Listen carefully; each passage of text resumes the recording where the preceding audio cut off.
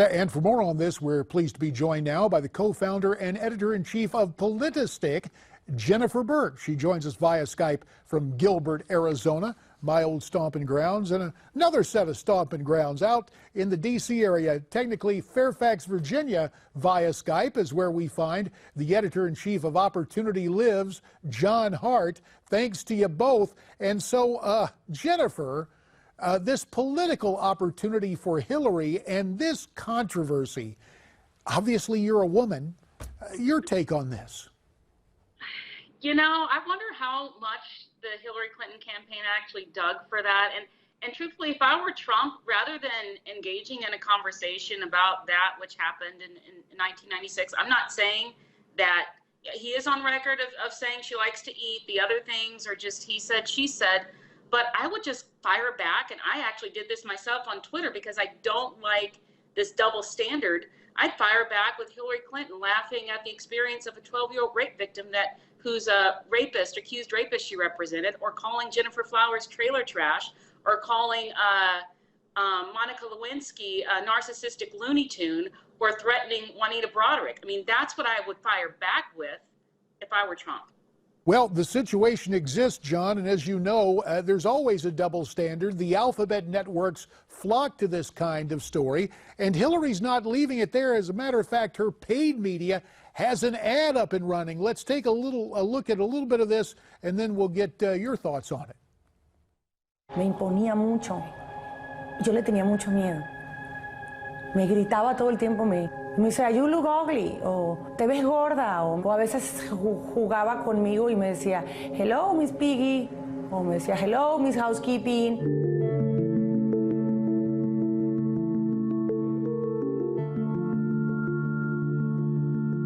She weighed 118 pounds or 117 pounds, and she went up to 160 or 70. So this is somebody that likes to eat. Fue muy humillante. So it's kind of a twofer there, John. The ad aimed at women, all in Spanish. And since Hillary's advocating amnesty, hello. Well, yeah, obviously, JD, there is a double standard. And I think the best way for Trump to answer this is to focus on Hillary Clinton's policies and, frankly, shift the conversation away from kind of a tit for tat about, quote, women's issues and focus on the economy. And frankly, her record is abysmal in terms of improving economic growth, improving the situation for families. The debt has doubled under Barack Obama's leadership. People's wages are stagnant. We can't keep up with the cost of living, whether it's education, housing, other expenses. And even, look at an issue like human rights. I mean, Hillary Clinton and the Democrats have this position that we need to care about refugees, which I agree with, but they only care about human rights after people become refugees, not before. So she's had a failed foreign policy. We've had a humanitarian catastrophe. In places like Syria, we've had women raped all over the world, partly because we've had a weak foreign policy. So that's the way to, I think, to answer that very boldly, is to say, if you want to talk about, quote, women's issues, let's look at Hillary Clinton's record on both the domestic policy perspective and a foreign policy perspective. You know, the thing I would do, Jennifer, I'd like to get your reaction to this. I would get the mom of one of the Benghazi heroes who lost their life in that situation in Benghazi. And I think that would be a powerful counterpoint. What say you? Well, a mom of a Benghazi hero, a mom of someone murdered by an illegal alien. There was an 18-year-old kid from my hometown, Pearland, Texas, who was tortured and then set on fire in a field by an illegal. And those stories are not being told at all.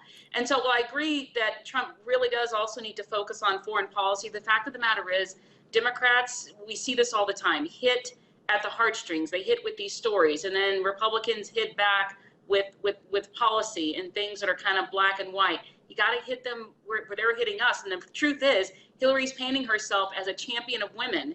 And despite economic policies, foreign policies, and personally, she's not a champion of any woman that gets in the way of her quest for power and control and wealth. And so I think that having those mothers and then having other people that have experience the real Hillary Clinton would be a powerful thing this election cycle. It's just the way of the world right now. And it looks like now Trump, what's good for the goose is good for the gander. Look, no pun intended. But, you know, Donald Trump's gotten a lot of free media. But now we're getting down to crunch time. And the alphabets and some of the cable nets are just taking the narrative straight from Hillary's campaign. For example, on MSNBC, take a look at what Mika Brzezinski, the co-host of Morning Joe, had to say. It cuts to the core of everything that's wrong with Donald Trump as it pertains to women. And if any woman was about to let anything go that he said in the past, this is not going to be it. Yeah. So, John, we laid out a counterattack. My question to you, as an old campaign strategist, in addition to being a policy guy, is it time for Donald Trump to really loosen up the purse strings, get these ads on? We're in the final days of a campaign. Well, I do. I think he needs to. But again, let me back up. I think what Jennifer said was a valuable corrective in that Democrats do have a record of pulling on the heartstrings. And that's really the whole premise of what our side as Opportunity Lives, is that we recognize that the left has been winning arguments they shouldn't be winning for years because they do focus on the story. So let me sort of adjust that point to say I think he needs to communicate policy and ideas through stories. But I would sort of temper that to say that loosening the purse strings doesn't mean having a new barrage of attack ads. It means telling people very clearly what he is for. And I think Donald Trump has done a good job in the past few weeks, and frankly has done almost a never Trump pivot in the sense that he's advocating policies that his critics have been urging him to advocate. You know, tell us what you would do in the inner city. Tell us what you would do to combat poverty. And he's made a real effort to go to urban areas. And I think telling the story of civil society, of people overcoming adversity from a center-right perspective is exactly what he should be doing. But I think the tit-for-tat element is dangerous, and people, you have to spend more and more money every cycle to have an impact through negative advertising. And I don't know that he has enough time to really do that effectively. And look, I mean, what else can you say about Hillary Clinton that hasn't already been said before? Well, it is true, but and I appreciate what you're saying about telling the story of policy proposals through human beings like you're doing with your Opportunity program. Jennifer Burke, your opportunity for the last word, 20 seconds. Stories. Another way to hit with stories dealing with policy. Kids that have been impacted by failure of Democrats to support school choice. Kids who had their vouchers pulled when Obama became president. That's another story that you can tell that really focuses on policy and humanizes the element and really gets to the voters that Trump is trying to reach. Jennifer Burke in Arizona and John Hart in Northern Virginia, you have our thanks. When we come back, Wayne Allen Root and Franco Ripple.